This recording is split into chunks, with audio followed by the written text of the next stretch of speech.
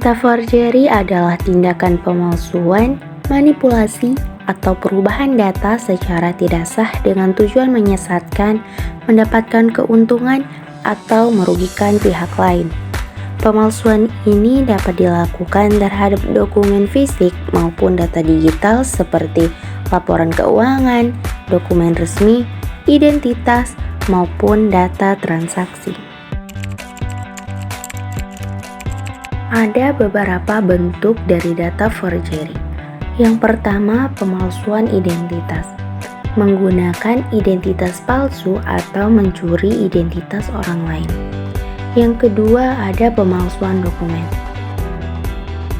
yakni mengubah isi dokumen seperti sertifikat, ijazah, laporan keuangan, kontrak, atau surat resmi lainnya.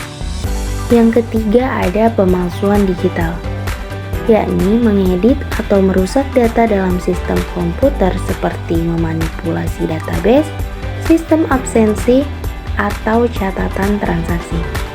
Yang keempat, ada pemalsuan tanda tangan atau elektronik dengan menggunakan tanda tangan palsu baik fisik maupun digital. Dan yang terakhir, ada pemalsuan bukti transaksi, yakni seperti mengubah nota, kwitansi, atau bukti pembayaran untuk keuntungan tertentu. Tujuan dan motif data forgery. Di sini ada 4. Yang pertama, keuntungan finansial, yaitu untuk memperoleh uang, dana hibah, atau menghindari pembayaran. Yang kedua, kepentingan pribadi, seperti memperoleh pekerjaan, beasiswa, atau status sosial dengan dokumen palsu. Yang ketiga, kejahatan siber, yaitu untuk meretas sistem, mencuri data, atau melakukan penipuan online. Yang keempat, yaitu penghindaran hukum, seperti menutupi bukti pelanggaran hukum atau kejahatan. Selanjutnya tentang dampak data forgery. Jadi dampak data forgery yang pertama itu tentang kerugian finansial, baik bagi individu maupun organisasi akan mengalami kerugian finansial. Yang kedua tentang kerugian reputasi, hilangnya kepercayaan publik terhadap individu, perusahaan, atau lembaga. Dan yang ketiga, dampak hukum. Pelaku bisa dikenakan sanksi pidana atau perdata. Dan yang terakhir tentang gangguan sistem. Dalam konteks digital, bisa menyebabkan kerusakan sistem, kebocoran data, hingga siber lanjutan. Deteksi dan pencegahan data forgery. Nah, untuk teknik deteksinya, yang pertama itu melakukan audit data dan dokumen secara berkala. Kemudian menggunakan sistem autentikasi atau berupa tanda tangan digital dan biometrik. Dan terakhir yaitu melakukan forensik digital untuk melacak manipulasi data. Kemudian untuk upaya pencegahan, yang pastinya melakukan edukasi dan kesadaran keamanan data. Kemudian penggunaan teknologi enkripsi dan blockchain. Menambah pemahaman mengenai regulasi internal perusahaan atau SOP yang ketat. Dan yang terakhir menggunakan sistem verifikasi berlapis atau multifaktor authentication.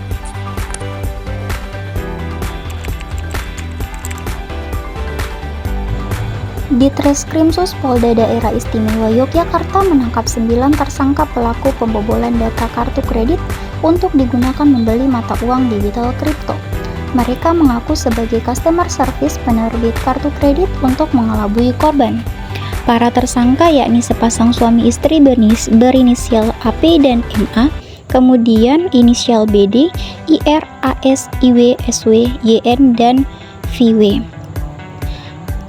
Berdasarkan pernyataan dari Direktur Reskrimsus Polda DIY, Bapak Roberto Gomyom, setiap tersangka memiliki perannya masing-masing. Pasutri AP dan MA merupakan otak pelaku kejahatan yang menyiapkan segala sesuatunya serta bertugas menarik uang.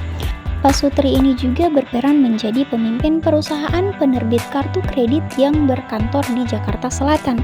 Sementara itu, pelaku lain bertugas untuk menghubungi calon korban dengan mengaku sebagai customer service. Untuk meyakinkan korban, pelaku menggunakan nomor telepon yang mirip dengan yang digunakan penerbit kartu kredit.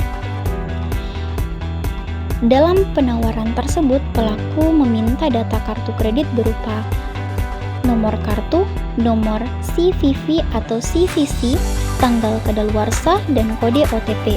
Korban yang yakin ini dari customer service penerbit kartu kredit kemudian mengirimkan data itu ke pelaku. Setelah pelaku mendapatkan data kartu kredit korban, hasilnya nanti akan dibelanjakan dengan mata uang kripto. Kemudian pelaku mentransaksikan secara virtual. Dalam kasus ini pelaku berbelanja dalam bentuk kripto untuk dikembalikan lagi dalam bentuk rupiah dan kemudian dibelanjakan. Tagihan dari transaksi itu akan dikirimkan ke kartu kredit korban, padahal transaksi itu tidak pernah dilakukan oleh korban. Karena curiga, korban kemudian melakukan pengecekan dan diketahui jika yang menghubungi korban bukanlah customer service di mana kartu kredit korban terdaftar, dan kemudian melaporkan ke Polda DIY. Roberto juga menyatakan bahwa sampai saat ini di DIY ada 3 orang korban, tapi di wilayah lain jumlahnya sudah lebih dari 20 dan ini masih kami kembangkan. Jumlah kerugian yang dialami korban sesuai dengan limit kartu kreditnya mulai dari belasan juta hingga puluhan juta. Hasil kejahatan itu, kata Roberto, digunakan pelaku untuk kebutuhan pribadi berupa mobil dan uang tunai sejumlah 295 juta. Kini mobil dan uang tunai itu sudah diamankan polisi sebagai barang bukti. Selain itu, barang bukti yang diamankan polisi ada 15 unit handphone, 13 unit telepon rumah, dan 12 catatan keuangan.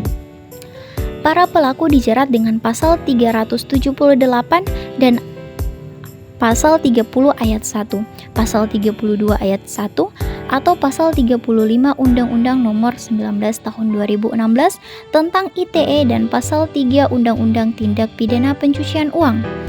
Ancaman hukumannya semua rata-rata di atas 5 tahun.